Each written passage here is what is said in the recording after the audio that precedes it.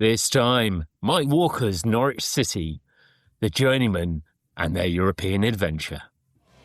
Because I'll stay a wild rover forever and more. Hello and welcome to By Far the Greatest Team, a podcast in which football fans attempt the impossible to rank who is the greatest team of all time. My name's Graham Dunn, making the case for Oxford United whenever possible. And joining me as ever, our data stats guru is Jamie Rooney.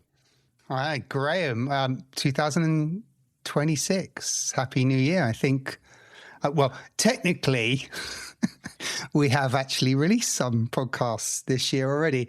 But we didn't mean to do that with our extended seasonal special that seemed to go into mid-January. Yeah, without giving away too many of our production insights. We've been off on our midwinter break, and that midwinter break has lasted a day because we recorded a podcast yesterday. So it doesn't feel.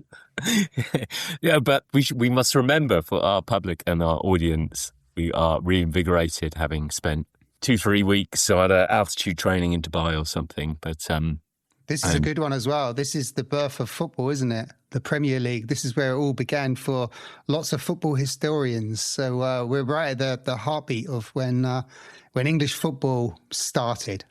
Very much so. And actually, this has been on our mind literally from the start. I would have to re-listen to it. But I think when we did our very first trailer for the podcast, we picked some examples of teams we might be covering or moments we might be covering. And I think I mentioned Jeremy Goss's volley against Bayern Munich. I think that was the example I chose. And this Norwich City team we're doing are properly iconic, and the kit obviously is particularly iconic. I'm laughing because I don't know if we're going to be in unison when it comes to introducing our guests from the kit. Excellent. Well, the kit is definitely iconic. I'm not saying it's good, but it's definitely iconic. I think there probably is a reason Norwich City only went for their Pebble Dash yellow and green number for that one period. Yes, and we should introduce our guest, shouldn't we? And we know him mostly from his Greek football history and a passion for the underdogs. And I don't know how that fits in with Norwich City, but you can explain. It's Gus Krasonic. Good to have you back, Gus. Hello, guys. Thank you for having me again. Happy New Year. It's an absolute honour to do my first English club with you, and obviously my club. Yay! Norwich City. Excited. To be honest with you, I probably said before, I'm kind of undercover because I live and work in Suffolk. So I am always the undercover agent where at work I make everything yellow and green and don't say anything and hope no one will notice or that sort of thing. Yeah, no, absolutely delighted to be here. And it's great to have a guest on the podcast whose team are also in the bottom three of the second tier at the very same time as we are. That hits hard, like that hits me straight in the feel. I should stress, this is, of course, at the time of recording. I'm sure by the time this goes out, one of us won't be in the bottom three. Yeah. I'm not very confident it's us. Yeah, we let's wish each other good luck. But I was saying to Jamie that when we said that we record this, it was absolutely dire straits for Norwich. So I was like, this is the perfect opportunity to remind everyone that there was one time where Norwich almost did what Leicester did in 2015. Definitely so, and it sort of reminds me when I was thinking about this because actually, if you think about Norwich over the last 20, 30 years or so, I think that Norwich's last 4 times in the Premier League have been increasingly inevitable relegation years, and they are far from alone of being in this among these clubs who bounce up and down, and each time they bounce up, it's a little longer before they get up, and they struggle even more when they get there. Yet this period we're about to talk about, and this the season and a half, really, which is all it is under Mike Walker. But that is at the tail end of actually what is quite a successful period for Norwich, full stop, isn't it? It was 9 consecutive years in the top flight from 87 to 96. So hopefully we'll get back to that at some point. But I've always thought that Norwich are too good for the Championship most of the time and too bad for the Premier League. There should be one league in between where it houses all the not quite there yet. But obviously this season is proving me entirely wrong. But there have been fantastic periods of success for Norwich, mostly from the 70s onwards. That's when the first time they made it to the top flight, and then there was that up and down. We are known as a yo-yo club. Those 9 years in the top tier, Gus, it does coincide with a character that we inevitably will talk about as part of Norwich City as well, and that's Robert Chase, the chairman. He took over, I think, around about 86, and he left in around about 96. And so it's kind of his time at Norwich is bookend, but it'd be interesting as we kind of pick this team apart and probably a bit more prehistory just to kind of do this wonderful football club a bit of justice, how people felt about Robert Chase, because he definitely is the guardian of one of the most successful periods in the history of the football club. But equally, I think the way he left, as we're about to explore, wasn't in the most glorious way. I think there was some frustration. But rewind a little bit. Yep. 1962, League Cup winners. A little bit. Norwich City have won the League Cup twice. Once in the 80s when any team could win it, basically. And also 1962, where they beat the mighty Rochdale over, I think, 2 legs in the very early days of the League Cup when, just to give the full context, not every single team was interested in participating. But fair play, Norwich. And they won it as their second tier team, I think, Gus. Is that correct? Yes. And what I have as well before the 62, there's the famous 59 Cup run where Norwich, as a Division 3 team, reached the semi-finals, and we beat Man United and Tottenham on the way there. So that's always in the memories of the older generation. Ironically, in 1985, when the team wins the Milk Cup for a second time, as a tribute to the 62 side, they decide to make themselves a second division side at the end of that season instead. Yeah, I don't know, Jamie will know this, but are we still the only club that has won the League Cup and got relegated in the same season? No, Birmingham City did it. Do you remember? They beat Arsenal. Yes. I'm doing that literally off the top of my head, so you may want to fact check that. But I'm pretty sure Birmingham City beat Arsenal in 2009-10. I can't remember exactly. I think it was Obi Femi Martins scored the winning goal. Oh, well, there you go then. That's fine. Did Sunderland go down? They go down as well. So if you are going to get relegated, it's better to win the cup rather than lose it. There was like a double sting in the tail for Norwich City because English football was in the dark ages. I mean, it had a number of problems going on off the pitch. And obviously the tragedy of Heysel in 1985, that Norwich, not only by winning the League Cup, were relegated, they were also denied to playing in European football as well for the first time. Yeah, and it's not the only time as well, because the ban was still on in '89 when Norwich finished 5th, I think, and they still were denied European football. And it's like, how can you be in that space in time where your team is doing well and you're not? Because who knows what might have happened, right? If you're exposed to European football earlier, then there might be some building blocks there. Then the next time and the next time, it's kind of a progression that you might have been denied as a club to reach high level. So what you're really saying, Gus, is that if Oxford United had been denied European football in 1986, they would have stayed in the top flight for much longer than the couple of seasons that they did. Yeah, I said exactly that. Your eyes said it. Your eyes said it, definitely. I said it in Greek. That's why you didn't get it.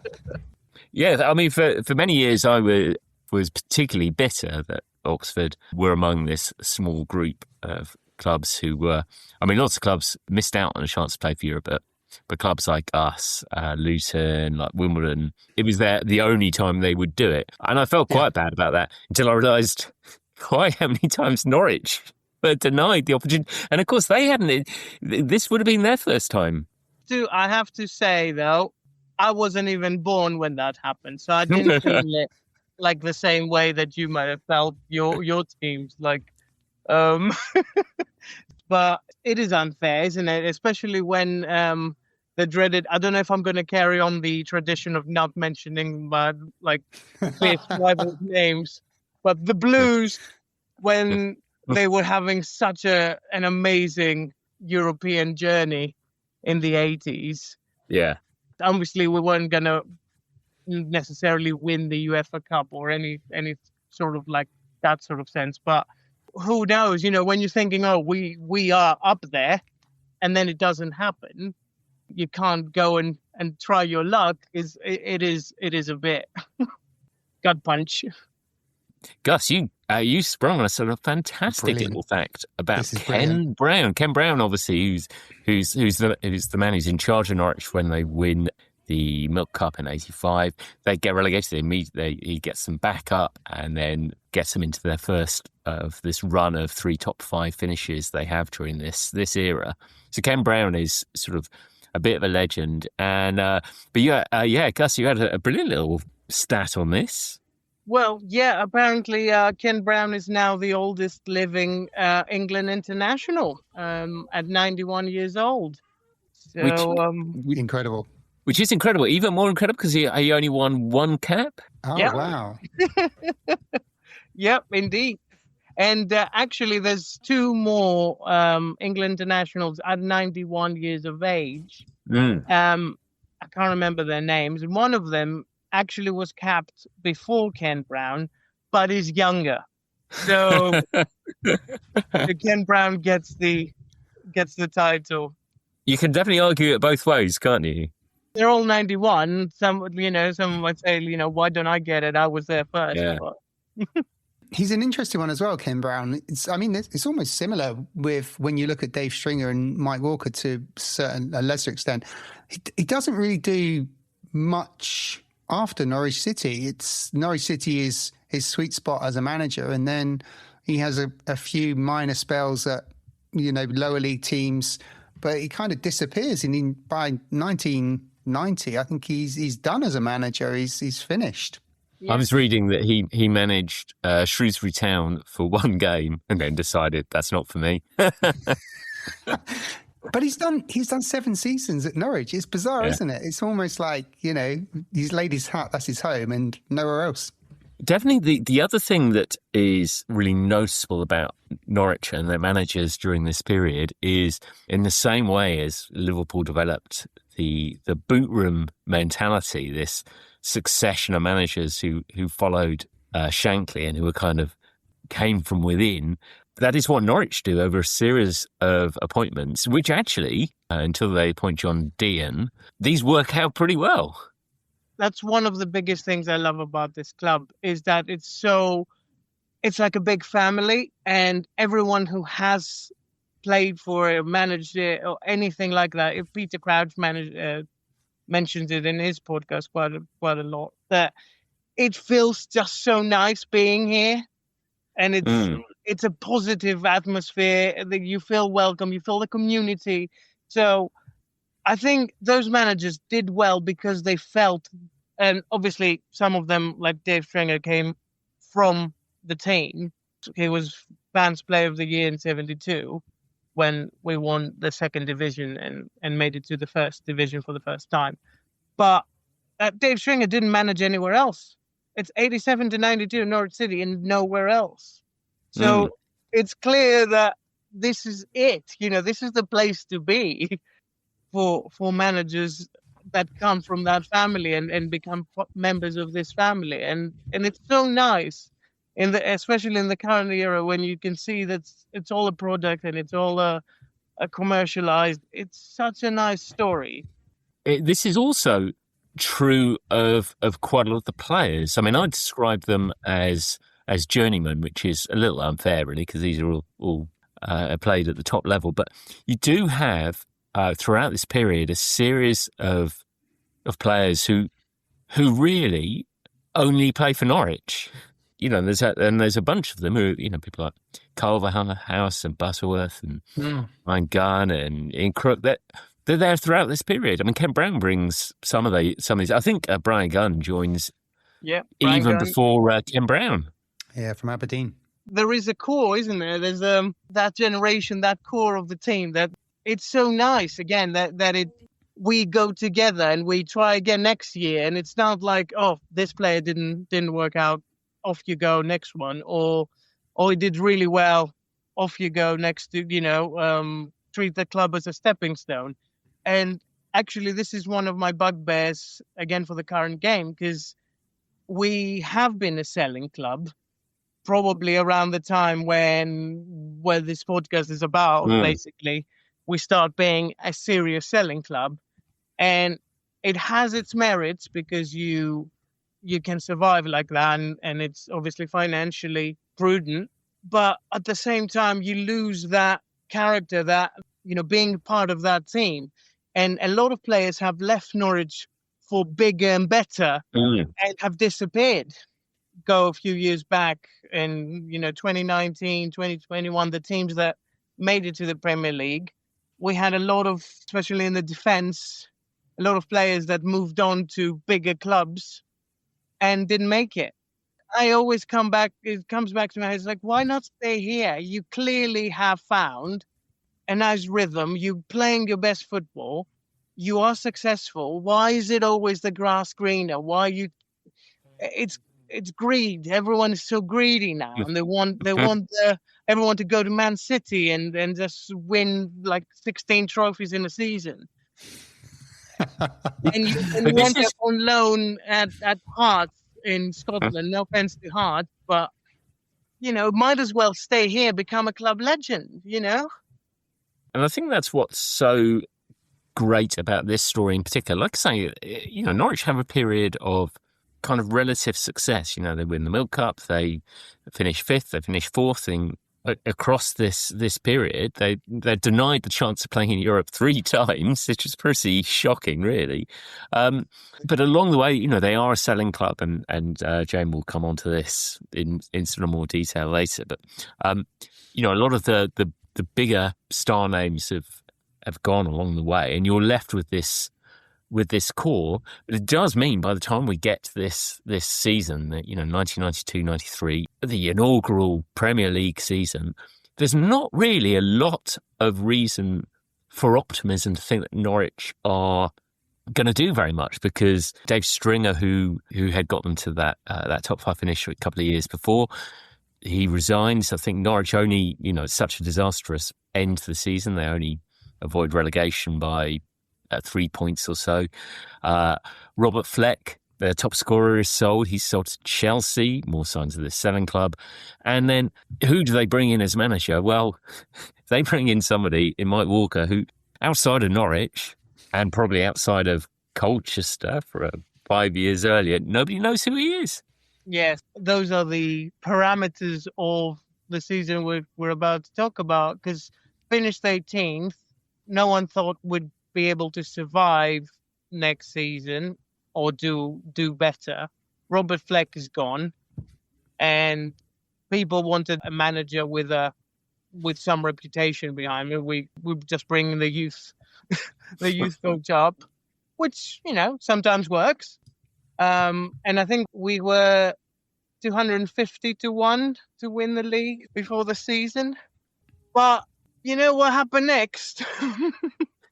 So Mike Walker gets to go. And it's worth saying, Mike Walker is only, I think he has his only other management is at Colchester. But he does lead Colchester when they're top of the league. He gets sacked, but they are top of the league at the time. They're doing okay. And it's obviously one suggestion seen was a suggestion that Walker was after another job at the time, or another job lined up. Which kind of tracked with his character. Yes, it's, history suggests that might have been the case, except he actually, rather than getting another manager's job, he goes into the Norwich back room and is sort of there for 4 or 5 years. So it is strange, but the moment he takes over, things just happen, don't they? So yeah, it's the opening game against Arsenal at Highbury. It kind of sets the tone for the season. At halftime, Norwich are down 2-0, and everyone's like, yep, our predictions are correct. They're not going anywhere. And they managed to win the game 4-2 with 2 goals from Mark Robbins, I believe. He comes from Man United. He's the one that is kind of credited of saving Alex Ferguson's job in the in the 1990s with the goal against Nottingham Forest. Yeah, and he's come in. I think he's come in a replacement for Fleck. So Fleck's gone out for 2.1 million, and Robbins is coming for 800,000. And I think there's a conversation there in terms of like how the books are being managed. So something's going on in the background, but I think they're obviously trying to replace the effect of Fleck, the goal scorer. And, good job. Well, I think there's insights in this Arsenal game into, hindsight's a beautiful thing, right? But there's a massive clue, because when they are 2-0 down away to Arsenal at Highbury on the opening day of the Premier League season, Mike Walker tells the team to keep attacking. He doesn't say, right, okay, let's just play with a bit of dignity. Let's try to keep it to a sensible, we don't want to be on the match of the day or whatever it was back in the day in terms of like the game where, Norwich, the favourites, one of the favourites to get relegated again, thumped. He encourages the team to carry on playing the attacking style. And if you look at, I won't bore you with the stats now, but if you look at some of the goal averages per game under Mike Walker, he definitely favours attacking football. It's pretty much there in the data.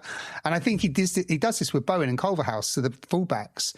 This is the early days where he plays 4-4-2, doesn't he, Gus, I think? And Bowen and Culverhouse are pushed really high up through this whole season. They're almost playing in midfield. And this is way before Pep and Klopp and all the other managers are doing this thing. But Walker was very much encouraging, just trying to put as many players in the opponent's half.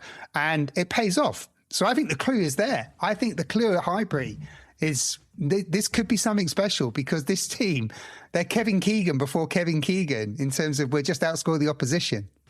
You mentioned Culverhouse and Mark Bowen. And they're all creative as well. From all the footage I've seen, they're all trying like killer balls through. They're not like there to just keep the ball and push the opposition a bit higher. It's just no, we're gonna try and create.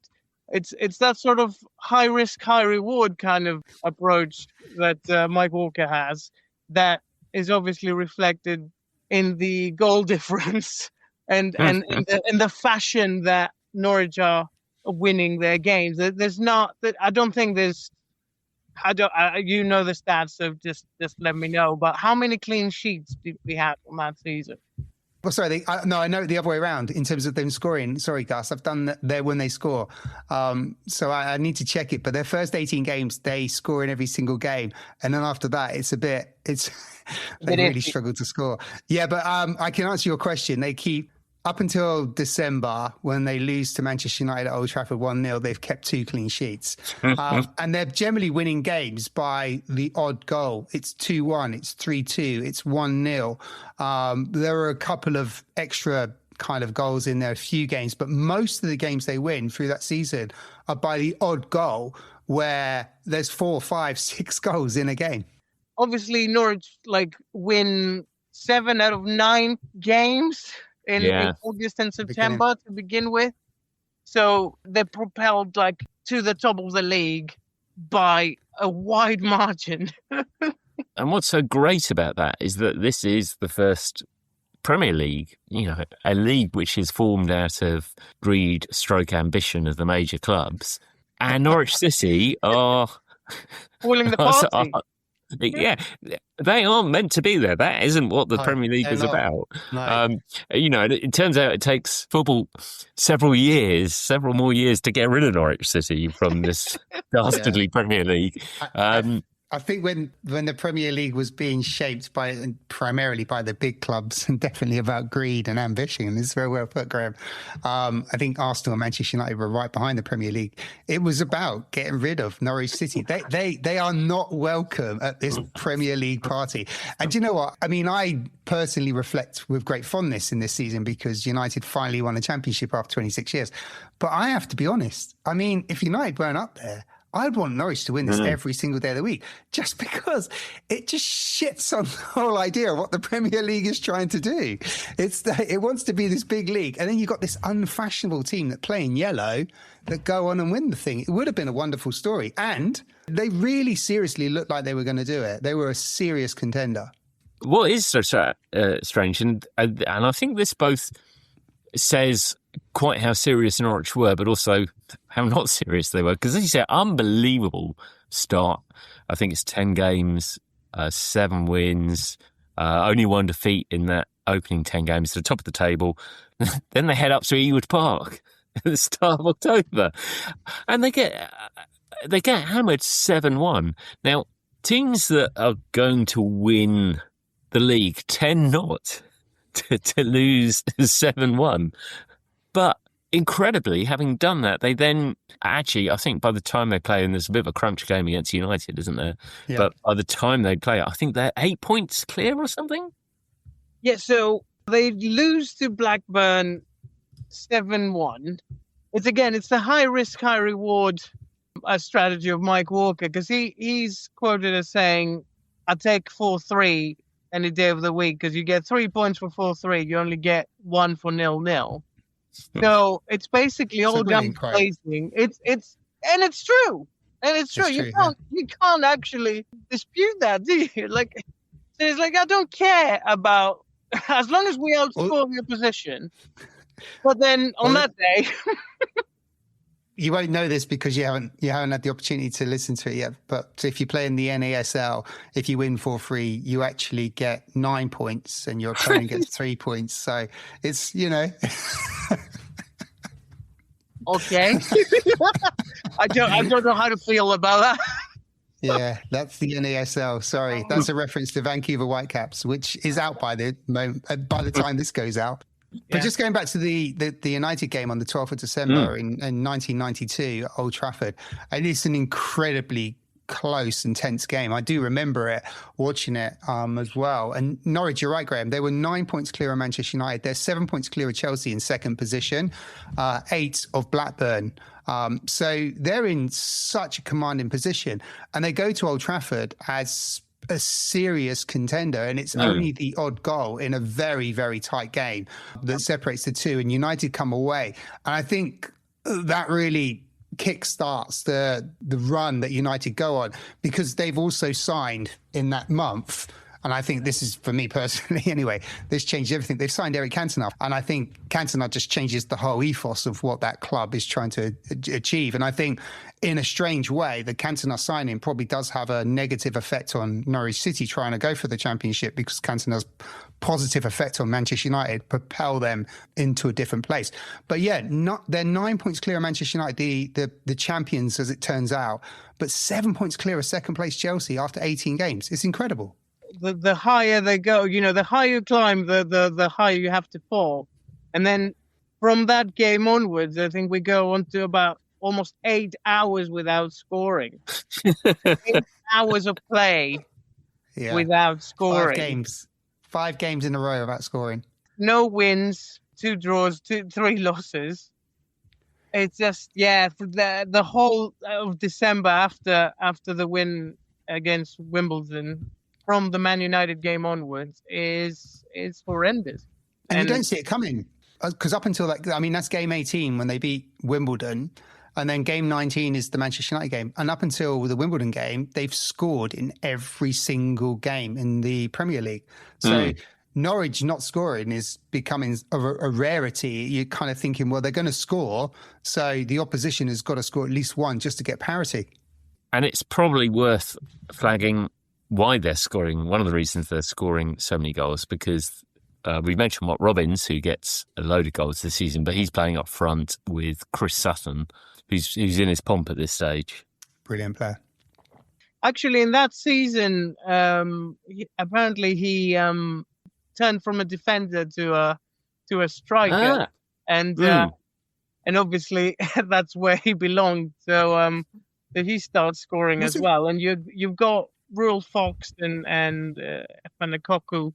On Sutton and that switch playing up front again. It's and Jamie, you mentioned this. A lot of this groundwork to this team is done by Dave Stringer. So it's Dave Stringer, I think, who makes the switch there. And you've got a lot of players in the team, not only in defence, but obviously in the midfield with Ian Crook, who's been there a fair while, Jeremy Goss.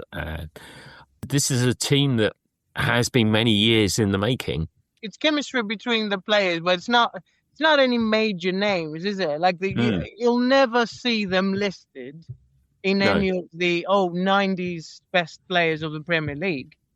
But for a very short time, they almost like showed the world what they could do. I think this goes back to your point, though, Gus, about the fact that a lot of these guys have been there for a long time. Dave Stringer's been there for a long time, not just when he took over as manager in 87. He's there before as a youth coach, and he's won the FA Youth Cup with Norwich in 1983 as well. Yeah. And you've got players like Jeremy Goss, Ruel Fox, Chris Sutton, Robert Ullaforth, Robert Rosario. I know he came non-leagues, but they've come through this kind of youth system with Stringer. So, it's almost like Stringer is kind of like given Mike Walker the best opportunity to make the most of this talent that's come through the team. And it kind of makes you wonder as well. I know that obviously we're saying Mike Walker's style is attack, and obviously it worked for as long as it did. But it kind of makes me wonder, like, what would have happened if Dave Stringer didn't resign?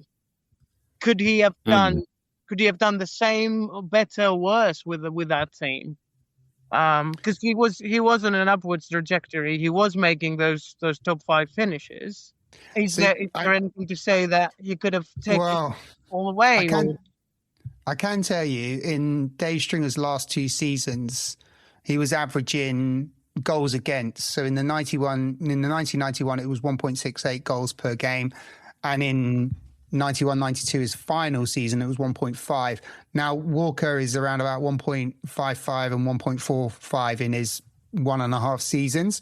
So there's not a big difference in the 2 seasons prior to Walker coming in and Stringer leaving. Before that, there is a lot of clean sheets, and the goal average is really low. It's about 1.1 with Stringer in his early seasons, but it does jump up.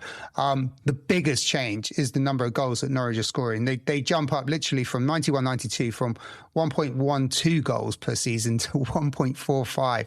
So what Mike Walker has done, he's definitely increased the goals, but he hasn't stopped him from going in, because it's still in the low 60s, and it's consistently in the low 60s for that 4-year period. 2 under Stringer, 2 under Walker. Of course, this is the most staggering thing about the push for the title is following that run of defeats and the upgrade for United. But Norwich remain totally in the fray, and it's a 3rd place finish here, but they do it with a goal difference of -4 goals. They finish 3rd with negative goal difference, and just by way of comparison, Blackburn Rovers, who finish a point below them and a position below them, their goal difference is 26 goals better than Norwich. It's incredible. Yeah, I was going to mention the goal differences in the top 5 finishes of the season. I mean, Man United is +36, Aston Villa is +17, Blackburn +22, and then QPR is +8, and we're -4. And I think that we are still the only one that's done it. That's the first and the last, and it's never going to happen again. It really is an anomaly, that's for sure. It shouldn't happen, and And I went through the result, and obviously there's the 7-0 with Blackburn, and that's where you can see a bit of, or the 7-1, you can see a bit of a distortion there. And there's a 5-1 and a 4-1, but it's not obvious when you look through when you look through how many games they win across that season. You can't quite, and as you say, Jamie, a lot of the time they're winning by 1 goal, but they're not always only 1 goal. They don't beat anyone 5-6-0, I suppose. That's the thing. But, yeah, it's a lot of 4-2s and 4-3s, and then when we lose, we lose 7-1 and 4-1. So then those add up. But you know what? It doesn't matter, does it? I think you're right, Jamie. That Norwich, I think, were everyone's. A bit like Leicester, and I think it's a really good analogy you made on that one, Gus. They're sort of become everyone's favourite team, every neutral's favourite team. They're all enjoying, not only because of the underdog part of it, but because of the way they're playing. And when you look at that first game of the season, and they're 2 goals down against Norwich, and they decide to go back against Arsenal, and they decide to. No, we're not going to rest. We're going to go back. This amazing 4-2, this amazing fresh form of football that everyone's enjoying it, and it's obvious that Norwich are going to be easy on the eye for people that year. Well, was it easy on the eye or not? Because in that first game against Arsenal, they also debuted their kit for that season. I am not a big fan of that strip. And it's unfortunate that the best ever Norwich City season comes in that kit, because now it's immortalized and sold forever and ever. And you love it for what it is. But like I said to Jamie, I'm tempted to buy it recently just for the history. And then I thought, it's a lot of money for something that's so ugly. It's very iconic, though. It's an iconic kit. It really does stand out. But apparently, there's another statistic that said they didn't wear their away kit at all that season. Oh, that's brilliant. No way. That is brilliant. Shut the front door. That's amazing. So it's not just iconic. It was their only shirt of the year. They didn't need the away kit. That is. I'm just looking down the league table. Yeah, there are no other teams. Don't clash. There isn't zero clash. Oh wow, that's incredible. So there you go. But yeah, there is that fight in that Norwich team, and they're obviously high scoring games and multiple goals. I mean, if you take away those 5 games in December, January where nothing was happening, it's unfortunate that it deflated at the end. And actually, Norwich were still in contention in early April, when we faced off against Man United again. And mathematically, we were still in the running. But within 8 minutes, Man United scored 3 goals. Yeah, I mean, there's the first 20 odd minutes, isn't it? I do remember that game, and I do remember that game worrying about it as well as a United fan, desperate to see the team try to challenge for the league championship. And it was a very crucial football match. And I think, 20 minutes, the first 20 minutes, United just go, they almost match Norwich at their own game. They play at such an incredible tempo. They're really, this is literally from memory now, so I haven't rewatched this back, but they play high up the pitch. The pace from Giggs on that particular night was incredible as well. Ince through the middle, I think, was outstanding. One of his greatest games for United, probably. He was just fantastic in terms of his contribution to the team. It was just, it was just unfortunate for Norwich on that night that they probably met a team that were right in the zone. And I go back to it. I think it's Cantona changes everything for Manchester United in that season. And if I'm honest, right, if Goliath is going to beat David, that's how you do it, isn't it? Like you squash the contender, and like there you go. You had your day in the sun, but no, sorry, we're winning the league after 26 years. you're not winning it ever. Go back to East Anglia. It's true. I think it's true. I can imagine, Alec Ferguson was absolutely just generating the fever in the changing room before that game. But we shouldn't forget, Norwich were just one of three, because Aston Villa were very much in the mix as well. So Norwich are a contender right up until early April, until this game at Carrow Road, when Manchester United come and they do win, and that pretty much ends Norwich's title challenge. It was a dream. It wasn't to be, but European football after all these troubles. Yeah, absolutely. Having finishing, it's not even third time lucky. It's fourth time lucky. Having finished third, Norwich City are finally allowed to take their rightful place in Europe, and we'll look at how they do that in the second half.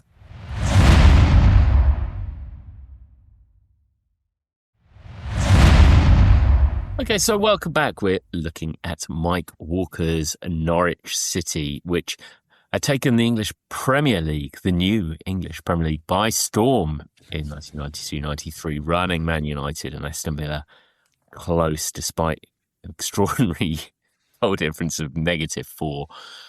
But it's not just their achievement that season that means this team lives in the memory. It's really their European adventure, I think, which is what drives it. And it's quite interesting, Gus, you were talking about it, and we are back in the day where teams had their kit for a couple of seasons.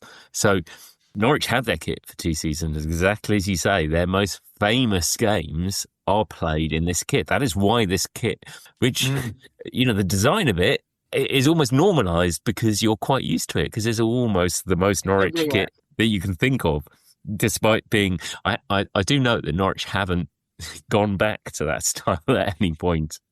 Maybe they're waiting till the next time they're in Europe, but... Well, they are trying. The away kit is a bit funky this year. I like it, but it has some like stripes, weird sideways and bendy and all that.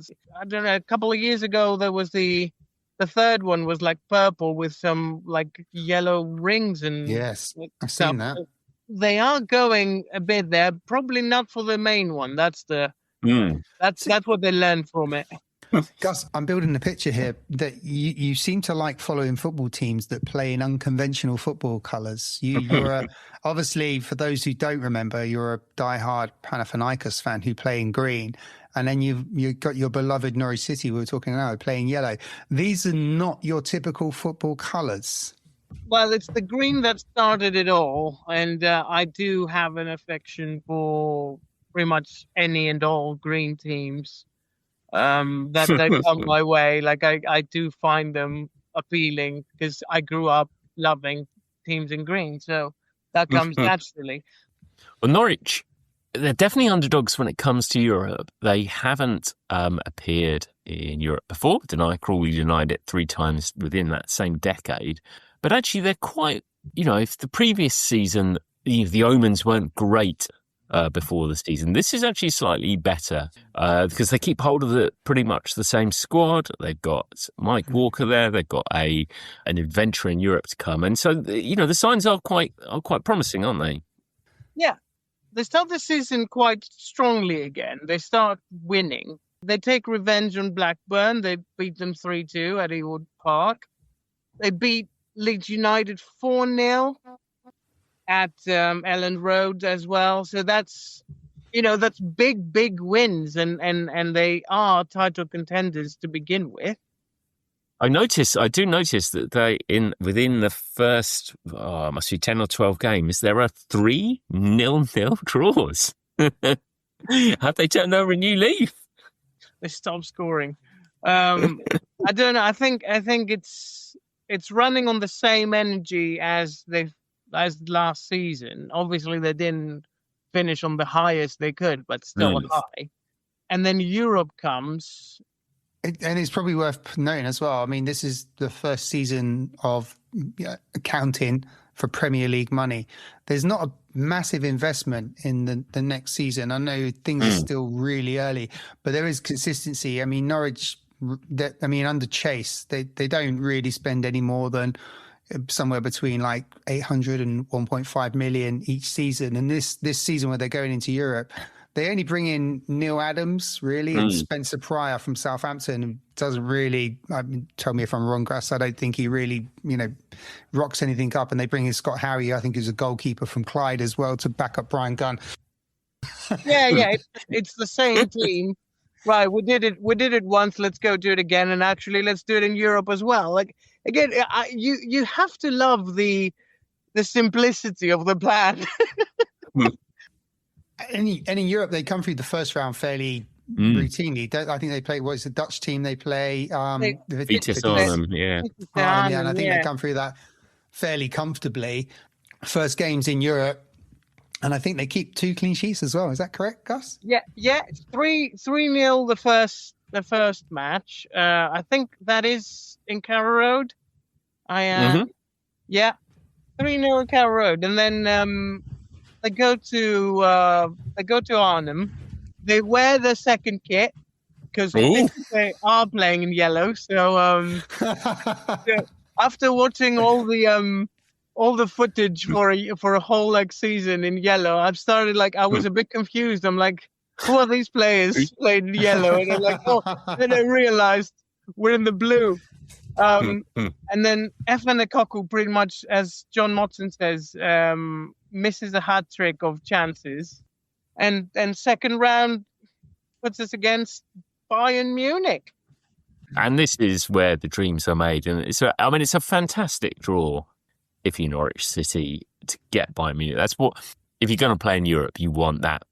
You want a big name. Yeah, and knowing now that it's going to be the only time you play in Europe, at least you have a big team to play against, and you will see the Olympiastadion, and you will be a member of history in that sort of sense. Because imagine if they had lost to Vitesse. There's some beautiful footage of Norwich City in Munich as well, because it is the time, as you rightly said, Gus, where Munich is still playing at the Olympic Stadium that was built for the 1972 Olympics and then used again in the 1974 World Cup. It's a beautiful stadium. I've been lucky enough to go there and walk around there. It's absolutely stunning. And it's in a massive parkland. So there's some beautiful video footage of Norwich City training in the park with the Olympic Stadium in the backdrop. It just looks incredible. You're thinking, wow, this is Norwich City in Munich getting ready for probably one of the most biggest and greatest nights of their football history. But that's the nice thing about Norwich, isn't it? They used to, there's that picture of Duncan Forbes training at Mashold Heath with the cathedral in the background, and it kind of feels like it's again you brought the community, you brought Norwich to Germany, and they're still training at the parkland with it's so romantic. It's what football should be all about. I think nothing sums up the kind of David Goliath element to this than a look at the respective sweepers for that team. So Mike Walker doesn't normally play a sweeper, but for this game he does make the tactical switch. And so Bayern Munich at this stage are playing German captain Lothar Matthäus as sweeper. Norwich City are playing Ian Culverhouse. And no yet, offense to Ian Culverhouse. Yeah, it's massive, isn't it? The difference is massive. And actually, Lothar Matthäus might have underestimated Norwich then, because he's actually the one responsible pretty much for both goals. It is quite funny rewatching that first goal, which we'll come on to now. And you just remember it. You remember it because of Jeremy Goss's strike. I mean, it's an unbelievable volley. And it's only when rewatching it, I say, I wonder where Matthäus... Oh, Matthäus is the one poorly heading the ball ball out to him. Matthäus gets the assist, in fairness. Yeah. It's he set it up for him perfectly. But is it the 13th minute, something like that? Yeah, it's early on. And then, so Jeremy Goss just bounces on that, doesn't he? Just goes with a that poster that I should get one and just have it in. My partner objects to me having too many Norwich City stuff hanging about. Said like, this is not a man cave. This is a house. Otherwise, it would be all like posters of footballs everywhere. Beautiful, absolutely beautiful. But that, the form in that volley is just amazing. The technique from Jeremy Goss as well is incredible because he has to slightly adjust his body, and he knows as soon as the ball is desperately headed by Mateus. I mean, he just needs to let it run to his goalkeeper, doesn't he, really? And he doesn't need to do anything. But you can see Jeremy Goss is just arriving at the right place at the right time, and he just does that slight technical adjustment to his body because he knows, I'm just levering this. And he comes over the ball, he hits it so clean. And I think it's Raymond Oman, the goalkeeper for Bayern Munich. He hasn't got a hope in hell. He's getting nowhere near it. It's a beautiful, beautiful goal. He felt it, didn't he? And John Motson says, when he scores goals, they're either spectacular or important. And that one's both. I wonder if he rehearsed that one. But exactly as you said there, Gus, the geometry on show, the form of this goal, it's like it's just posing. It's like Freddie Mercury on stage. It's like, wow. It's just like, bang, here's your poster. And 7, is it? Oh, no, it's not 7. Is on the 30th minute. It's like 17 minutes later. There's, again, the Bayern defense is nowhere to be found in this. It's like it's like they weren't even in the, like I was looking at the footage and it's like where are all the players? Because he's absolutely unmarked. There's a very nice, like we talked about the Zagorakis cross in the Greece episode, and it's that sort of sweet cross, and Mark Bowen comes like, wow, right in the other corner. And it's pretty much Bayern is stunned, isn't it? Like they don't know what to do. It is incredible for Norwich to be 2-0 up in the Olympic Stadium is just, this is unheralded. And Bayern do get a goal back, but they don't get across the line, and unbelievably, Norwich win. So they get a goal back, and that's all the goals are in first half, isn't it? And Norwich managed to keep the score to 2-1. And actually, one of my favorite left backs growing up as well, Christian Ziggy, is left back for Bayern, and he makes a cross at like 90 odd minute, and there's a bit of a scrap in the area, and the ref shows goal kick, and Lothar Matthäus is making like is having a go, and Brian Gunn pushes him, and Matthäus is like absolutely like losing it. He gets a yellow card for it, and afterwards is like really dismissive of Norwich, and like, oh, they're a small town and nobodies, and he's like really upping himself. So it's quite pleasure like to see that, being beaten by little old Norwich. So Norwich become, they're the first English team, I think, to win in the Olympic Stadium. The first and only team. So so Bayern comes to Carrow Road, and we go behind 1-0 in the 5th minute, which, it's kind of scary.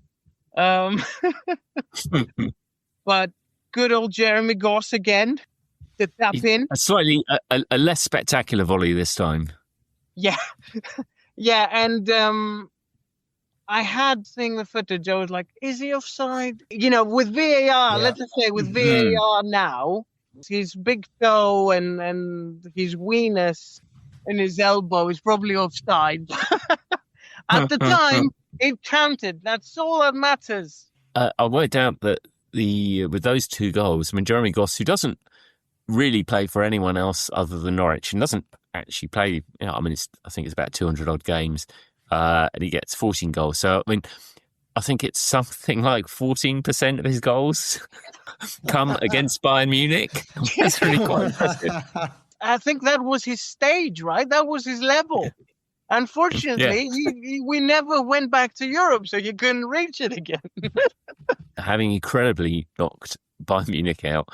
I mean, and this is the UEFA Cup, which you do get big teams in there, but Norwich are getting the biggest of the lot because they get Bayern Munich in the second round, and they get Inter Milan in the third. And the third one, Don't forget, this is still a time where the Champions League is very, very much in its early stages, and only the champions of the nation qualifies. So it's not how we know the Champions League these days, where the top 4 or 5 in some of the top leagues qualify for the Champions League. So yeah, you would have been going head to head with the teams that would normally be in the Champions League. In fact, Norwich, under the current rules, would come to the Champions League if it had been the rule back then. Yeah, so Inter Milan with a young Dennis Bergkamp up front. I think it's before his fear of flying as well, isn't it? 94, he developed that, going to the US. Yeah. So he's flying up ahead, and he's missing quite a few shots to begin with, where he scores with a penalty eventually. And if you look at both games, right, Norwich lose 1-0, both games. That's not a big score, especially when in England, like from one week to the next, they could lose to Tottenham 5-1 and to Blackburn 7. Yeah. You're playing Inter Milan and at Giuseppe Meazza, and you're losing only 1-0. And I can't remember which of the two games it is, but Jeremy Goss hits the crossbar with a volley, and it's like he's at it, like he's on it. I read as well. I don't know. I didn't see any pictures, unfortunately, of this, but to substantiate it. But when Norwich City fans travelled to the San Siro for the Inter Milan game, Jeremy Goss has been firmly adopted into folklore because they're wearing Jeremy Goss style blonde wigs. And, there's a proper Jeremy Goss fan club going on amongst the Norwich City fans. But I didn't see any pictures to substantiate that. But I mean, that's how much this guy, he is a proper folk hero, isn't he? He's a proper cult hero, I guess, in terms of where he stands in Norwich City's history. They have the shirts as well with the letters, and there's 5 people saying Gossy. Gossy. One of the bizarre nicknames where he's got more letters in his nickname than he does in his real name. Extended the nickname. I think he was also called Gozza for a short time as well, on the kind of like playing on the Gaza thing. Yeah. It's a brilliant effort. They are, as you say, Inter Milan win both legs. Bergkamp gets late goals in both those ties. And we'll never know what would have happened if Norwich had brought on David Smith, future Oxford United midfielder, in the second leg. He had to get it in there. But in the San Siro. But Smith was denied the opportunity and would only later play at the highest level and the highest ground at Adamana. He was sold the following season to Oxford United for £100,000. I think there were 8 players that left Norwich that season. He went for the smallest amount. That's one way to segue into what happened at the end of the season, I guess. It's true that this game sort of signals the high point, the final kind of high point for this team. And it comes down quite sort of quickly. Now, Norwich are actually doing okay in the league, aren't they still? Even with the distractions of European football, the league form is holding up okay. I think they're just kind of on the fringes of the European places. Yeah. So they are 7th in December, I think, or like early January. They're 7th in the league and they have like 1 game in hand. And then the bombshell strikes where Mike Walker is deserting us for Everton. And that move is interesting for multiple reasons. I mean, obviously, Mike Walker's getting attention for this incredible... He's overachieving at Norwich, so there's always going to be an element to which he would be attracted to a larger or a bigger side. And Everton are a bigger club, but they're not higher than them in the table, and they're not in a good period at all.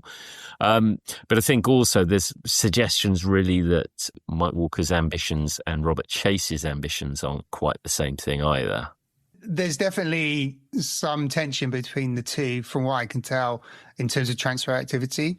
I think Mike Walker is probably thinking he wants to start bringing in players in, and during the Premier League era.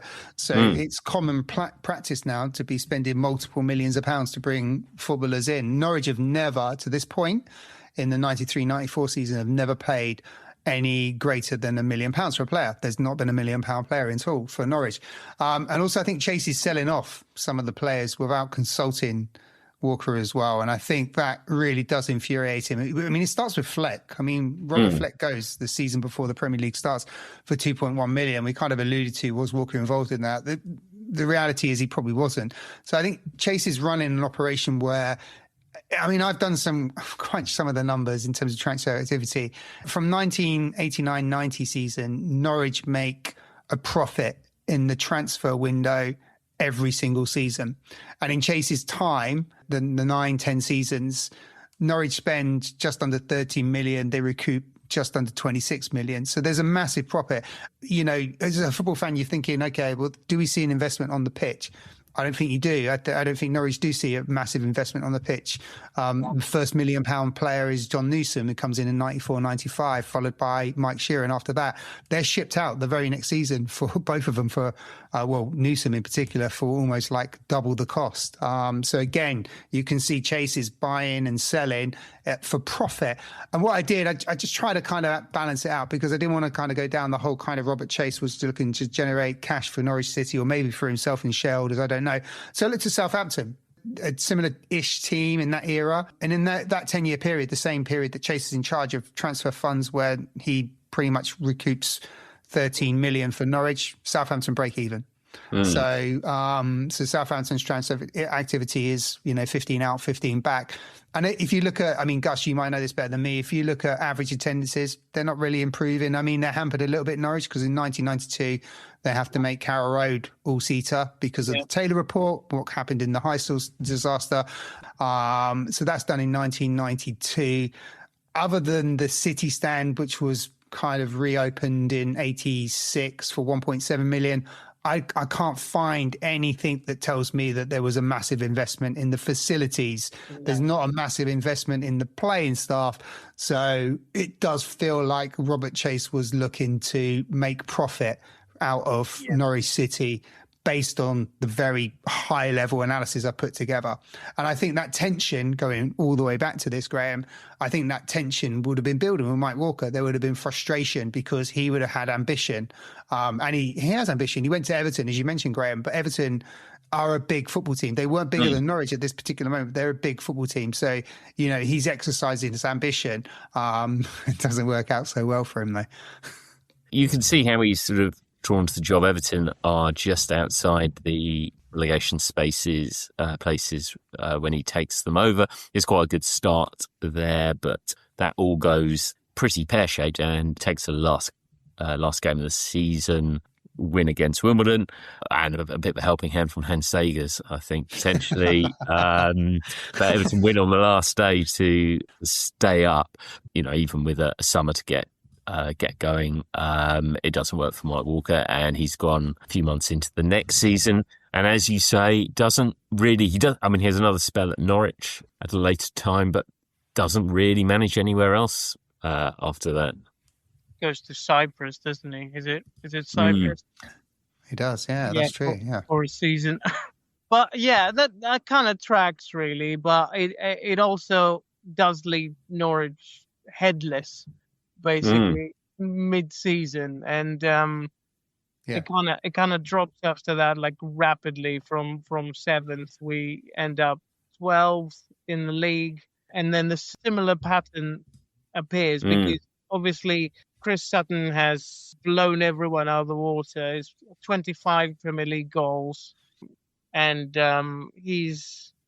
Chase is having a press conference with Chris Sutton saying he's going to test the waters with some offers, but actually the deal with Blackburn was already done. He was told not to say anything. So it's very underhand. It's very, very controlling. And at the end of the day, like you said, that if you don't see any investment coming back, yes, it's all well and good to have a profitable football club, and at that level, it's quite commendable.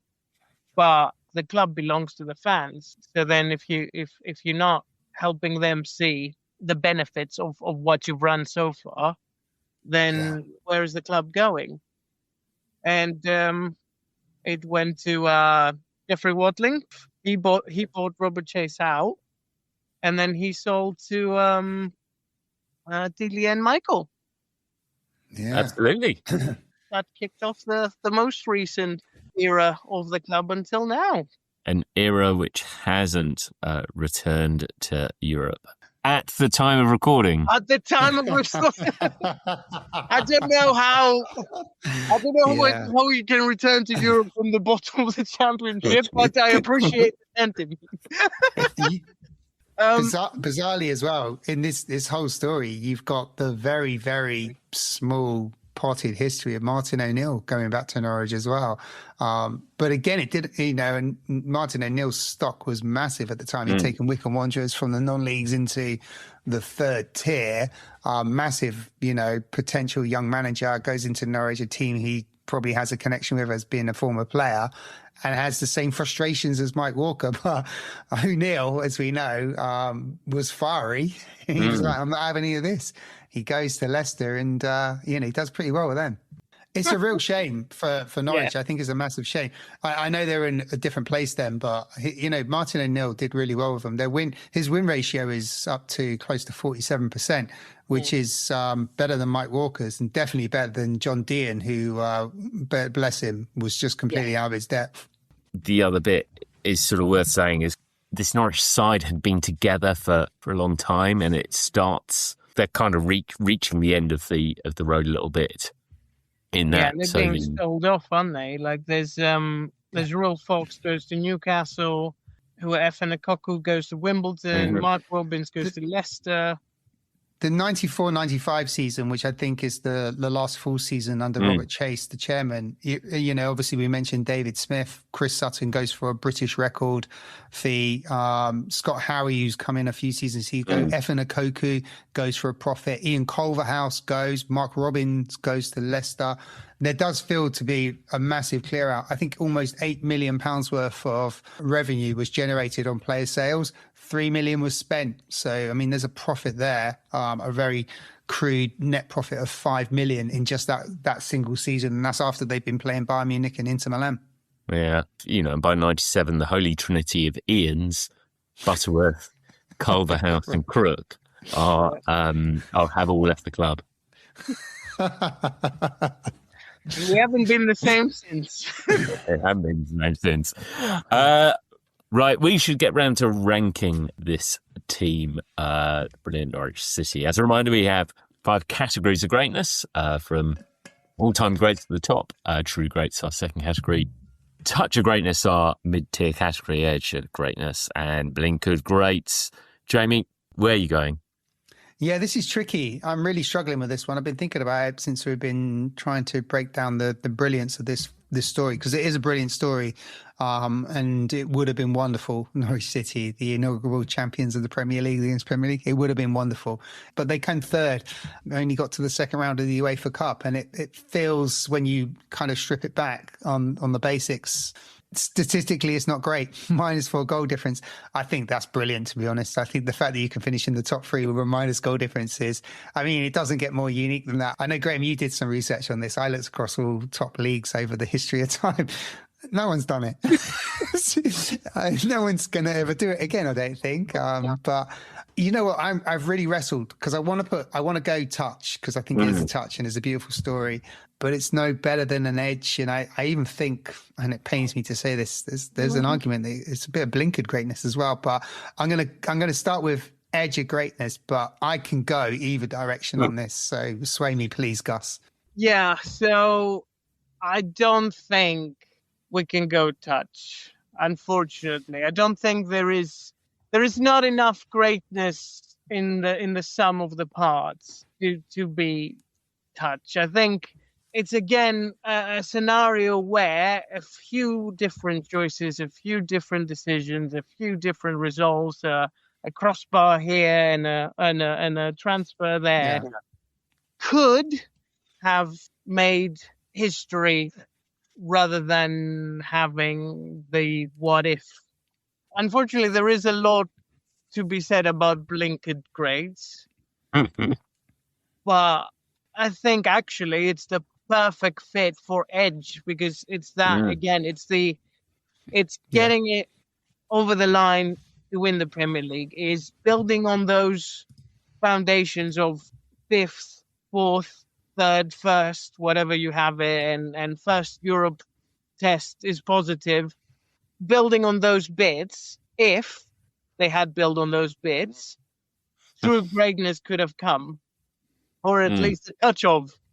So I think it's exactly the edge of greatness, and it's like they just didn't take the opportunities. Perhaps because of Chase, perhaps because of anything else that they didn't make it into the touch. So I would go Edge. Going into this, I was going to go touch of greatness all day long, but having listened to you both, it really is a definition of Edge, isn't it?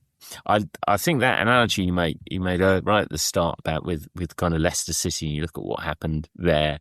They're very similar stories, except Leicester achieve the dream. They do touch. Yeah.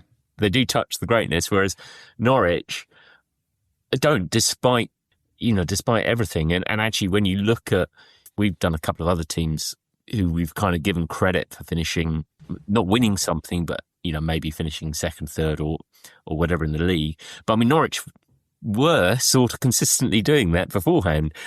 It doesn't take away from the fact that I think Mike Walker just coming in and somehow getting this team doing this and the way he does it and the highs they hit here in Europe. So it's definitely a heart says true grades, but the head has to say, Mike Walker's Norwich City, edge of greatness.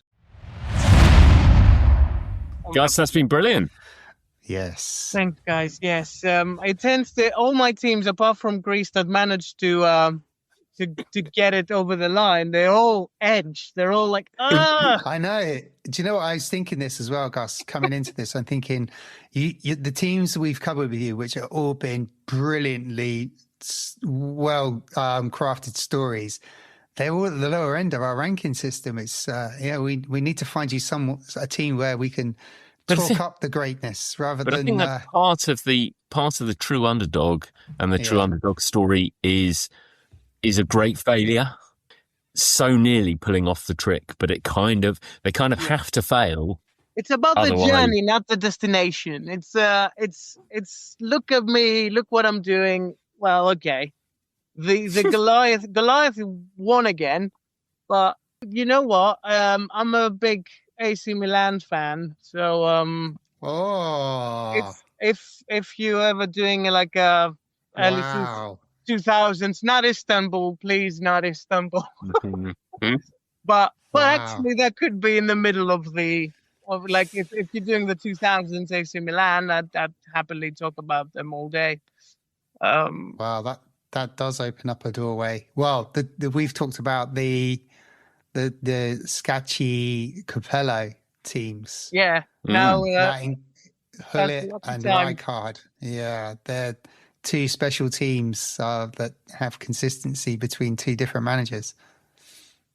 Yeah, the years that I've actually that would be something that I have seen firsthand as well. Yeah.